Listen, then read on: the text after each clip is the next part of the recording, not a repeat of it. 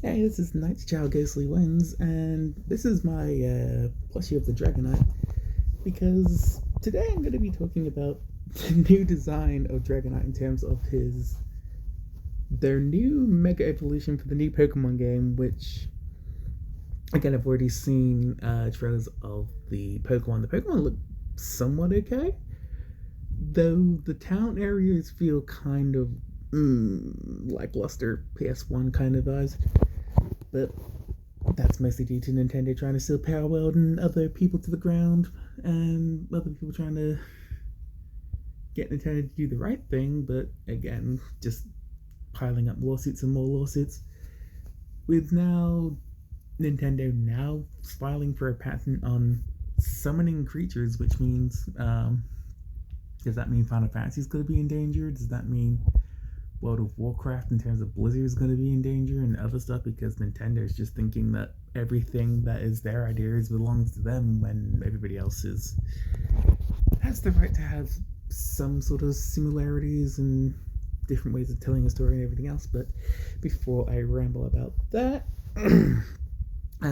if you have seen the thumbnail to this video and on the community post of the new Dragonite Mega Evolution, I'm just gonna be honest. I do not like the Dragonite Mega Evolution. I know that they're trying to go with the whole let's combine all three of Dragonite's evolutions together into like one unique thing, but why put wings on the top of these? I had a very ridiculous theory here, but remember the Asterix cartoons with the one of the main characters with like the little wing cap thing on the side of his helmet? I had a funny feeling that Nintendo was like, "Oh yeah, let's put that in because people love having weird mutated little things in terms of Pokemon design when it's a freaking dragon." I mean, the little bead thing on his tail is kind of a cool idea, but at the same time, not to make this feel a little bit lewd, but doesn't it kind of look like one of those beads you should not put in the back door area, which you do not want to place in because no no no. In terms of ideas for said mythical dragons, I mean, if you look at my wall over here, you can see some dragons on the wall here. And again, do you see anything that is dragon worthy? Like, again, let me just change the camera because again, I'm showing this dragon over here. Again, you want to design like a really cool dragon. Something like this would probably work for like Dragonite. Like, for example, Dragonite knows like different moves, like wing attack, And I believe in Gen 1 you can learn Thunder Punch, Ice Punch, and everything else. But instead of the little circular bee being on his tail, why not put it as part of his claws slash paws or something? Like each finger having like every element: fire, earth, water, lightning, dark, all together. So you can have like some sort of like elemental stuff. Dragonite's body wise, I mean, again, you can change maybe his like little ears for like dragon horns or something. Like, still keep the adorable appearance, like keep the color scheme kind of the same, maybe. Maybe make his wings a little bit larger. Maybe razor sharp wings or something. Again, the same thing, but the ideas for the claws could also be used for his feet as well, for like elemental beads and stuff as well. But yeah, in terms of the new Dragonite Mega Evolution design, it makes Dragonite look like a complete embarrassment to me. I mean, heck, Pokemon from Gen 1 and above wise, I've always put Dragonite into my team against the Elite Four. I mean, look at the last Pokemon game that I did. I had Dragonite in my team, so the Pokemon ROM hack that I finished, I had Dragonite in my team, I had Blastoise, and I had a couple of other Pokemon in my team. But Dragonite is always one of the main dragons I'd put in my team. If not, then it'll be Aerodactyl, but good luck trying to level up a a fossil Pokemon to the level that it needs to. I think the Elite Four in terms of that Pokemon ROM hack was like 70 and above. So good luck for me trying to get him up to that level without having to use cheat codes and giving myself over thousands of freaking rare counters to get to that point. But in terms of the Dragonite Mega Evolution, it's very weird to look at. I mean, again, you can make anything in terms of dragons look better. Like, again, the dragon poster I have on my wall, that's how you make a dragon actually work and look mythical and legendary and tell a different story besides the fact it's like, oh, we have Dragonite, it has 4 wings now, but why does it have 2 in its head again? Because the Pokemon Company / Game Freak were completely drunk on something, is my guess. In terms of will I get the new Pokemon game? No, it's on Switch 2. And as for am I getting the Switch 2? No, I'm not getting the Switch 2. Because in terms of the Nintendo's terms of service, you have to sign an agreement, and anything that you get from Nintendo in terms of the Switch 2 is apparently their IPs. Everything is from them, even though they're selling said product, which means if we buy said product, it should be legally ours. But apparently, in terms of Nintendo, it's still theirs, and they can randomly decide to shut off your Switch, hack your Switch, and do whatever they want with it, which is very concerning in terms of the security and privacy laws. But other than that,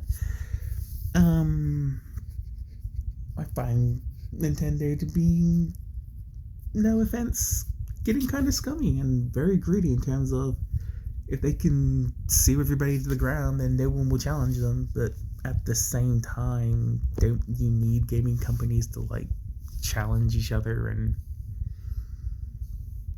get each other to like upgrade to like the best performance and stuff they can do in not just video games storytelling, but generations of like gaming history? I mean, you've already got PlayStation and Xbox joining forces to now have Xbox and PlayStation games that be ready to play in terms of crossplay. And you also have Sonic Cross Worlds that is already getting people that were playing Mario Kart World to now play that game, because apparently Sega is doing what Nintendo can't really do: share their IPs, have actual decent games on the internet. The NSO that doesn't take over a year like the Nintendo 64 one, and actually update people on games that they feel should be on there, even though people will just randomly just hack the original system and implant all the other games that's missing on the list, and then get Nintendo to sue them again, because Nintendo loves going, oh, we want your money, but at the same time we could see you in double dip to triple dipping, make millions of dollars that they already had millions and billions of dollars in the first place. Contradictive, yes. At the same time, are Nintendo going to, in terms of lose the Power World, even though we have Digimon surprisingly helping out Power World, which I can respect them for that, even though in terms of me, in terms of video gaming in general, I think I started off with Pokemon, then Digimon, and then Sonic and other games going on and so forth. In terms of the console wars, I didn't really care for it. I was just more for, hey, this is on a console, might as well test it out and have fun with it. For me, gaming is more about the history, the goods, the bads, the nostalgia. Some being if the remakes or remasters would be better than what the originals looked like, to if Nintendo or other companies are still worth purchasing video games for in the next, I don't know, 20 plus years or over in the next 1,000 years. But yeah, in terms of my gaming history, I'm pretty much, no offense on my phone, I'm just using emulators because, again, video gaming in general, in terms of collecting and buying them, has gotten so ridiculously expensive. It's almost like purchasing your own house and making sure you have all the right stuff for it, but with video games and consoles, which for me, I wish I had like every console so I can like play each one, from like the Atari 2600 to what we have now. But again, everything's cost effective, and again, not to get political in terms of everything's going up in price, inflation, this, yada yada yada. It's pretty much how things are going in terms of not just the gaming space alone, but everything else getting a little bit difficult when the years go by. But I digress, and I'm going to end this video here. I am Nice Chow Ghostly Winds, and all I can say for the Mega Evolution Dragonite is, what the Chow are Nintendo thinking? There's people that make fan art of said Pokemon that look better than what surprisingly Nintendo's dishing out. And at the same time, if any fan makes fan art or anything else in terms of Nintendo related stuff, Nintendo would just say that it's theirs and use that for their stuff too, which isn't that kind of forgery and also I want to say somewhat copyright infringement, because it's using somebody else's idea, but they're saying that it's theirs because, oh, they made Pokemon, so the fans that made their different versions of whatever they want to draw or do is now in their possession, which I find just as scummy and eyebrow raising as the whole, oh, we can use your fan art, but we won't give you credit for it. Isn't that kind of almost like a patent issue? It's like, oh, you gotta sue people for patents, but at the same time, can't we sue you for acquiring said fan art and not giving the original creator / artist the credibility or the money and everything else for it? Again, Nintendo, you think you're the best, but at the same time, you're just the sad, lonely little handheld device that's just not doing it for me.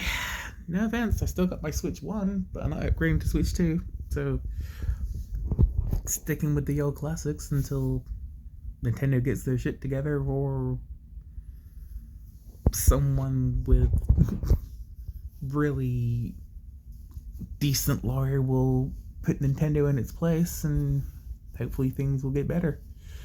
But again, rambling again. Sorry for the rambling. It's something that I do when there's been a whole lot of stuff going on. But again, I am Ghostly Winds, aka Nice Chow, and I am signing off for the night. I hope you all have a wonderful morning, afternoon, and night. And I'll be signing off. Goodbye, everybody.